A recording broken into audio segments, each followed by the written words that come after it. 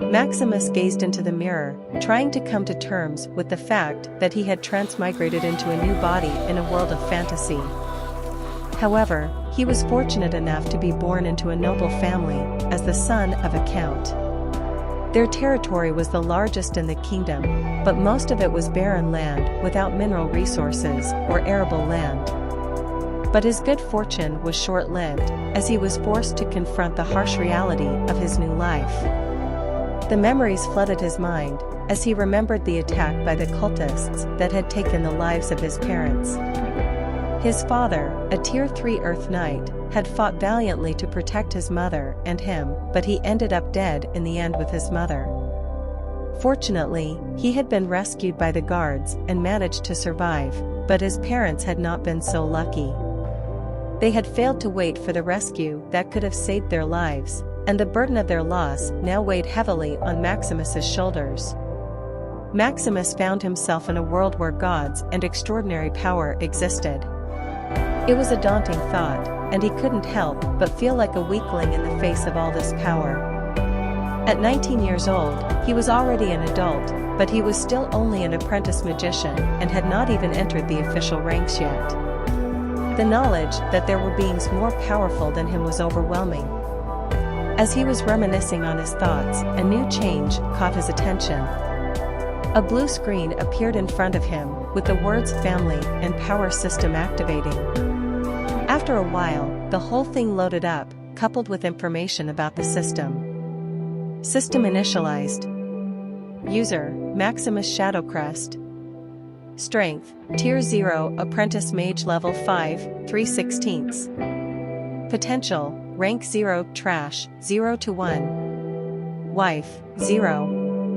Children, 0. Gold, 0. Mall. The system was about building his family and making more children.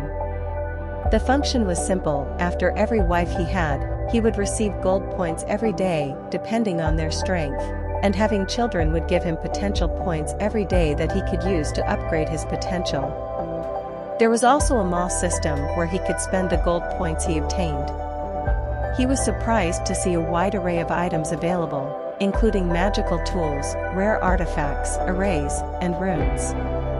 There was everything he could think of, from the most basic wand to the most esoteric knowledge, and there is even basic materials for living like food, raw minerals, all kinds of wood, and such. As he checked his system, there was a knock on the door. "Young master, are you all right?" The steward of their manor, Gerald, came in. Gerald was the one who took care of everything in this castle. "I'm fine, how is everything?" Maximus asked.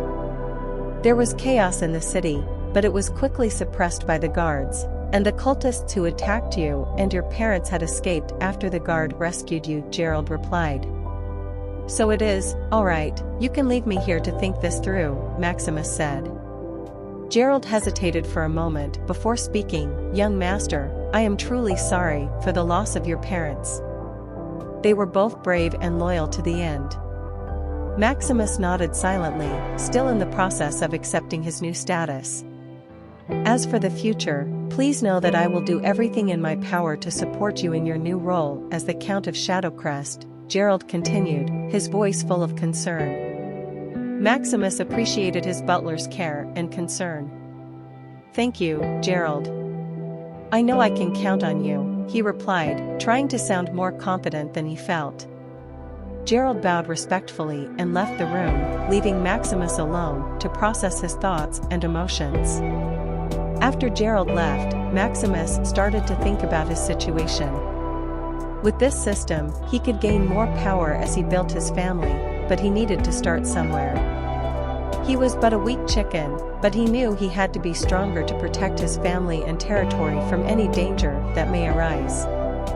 Maximus inherited the position of count from his father and had access to more resources than most people.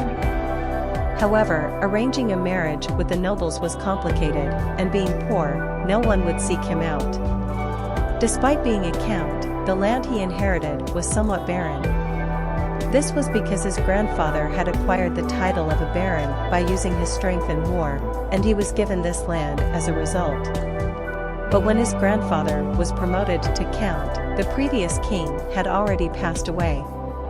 So when he was promoted to a count, the new king, not wanting to see an old remnant rise, just circled the map to make the scope of the territory bigger. But those were just wastelands without any value. Maximus continued to explore his new system, browsing through the mall to see what he could purchase with his gold points. As he scrolled through the categories, he stumbled upon the section on books. He clicked on the section, and a new window popped up. There he first saw books about basic knowledge in the etherealium realm, alchemy, basic spells, basic runes, meditation methods, forbidden magic, and many more. Maximus spent hours browsing through his system, taking notes, and making plans for his future. He noted that everything is expensive, and based on the conversation, 1 gold point is equal to 1 gold coin. After a while, he closed his system and went to explore his new home. The castle was huge, with dozens of rooms and corridors that he had yet to explore. He wandered around, marveling at the luxurious decorations and intricate designs. As he walked, he met some of the servants and guards of the castle. They greeted him respectfully, but he could sense a hint of fear and uncertainty in their eyes. He knew he needed to earn their trust and prove himself as a capable ruler. The next day, Maximus went to the meeting hall and was greeted by a group of officials, including the magistrate and the head of the guards. "Welcome, young Count Maximus.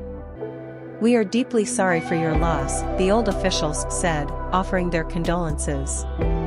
Maximus nodded. "Thank you for your kind words. However, I am here today to discuss some pressing matters regarding the state of the city and our territory." The officials looked at him expectantly, waiting for him to continue. "As you all know, my parents were killed in an attack by cultists on our way back to the territory. I am now the head of our noble family and must manage our territory and ensure our people's safety and well-being." The officials nodded in understanding, knowing that the young count had a lot on his plate. "Unfortunately, we are facing several problems that need to be addressed immediately. Firstly, our city is facing a severe shortage of food.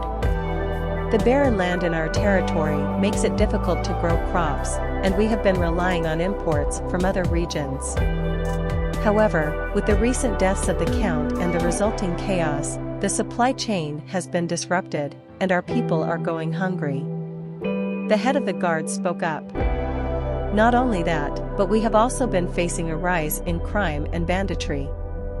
After the death of the previous count, the outlaws and thieves become more daring, causing more trouble than before."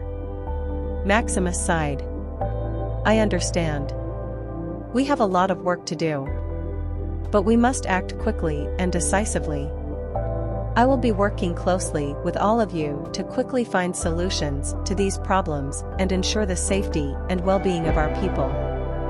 The officials nodded in agreement, and the meeting continued as they discussed plans and strategies to tackle the various issues plaguing the city. Maximus felt a sense of confusion and uncertainty as he left the meeting, knowing that he had a lot of work ahead of him.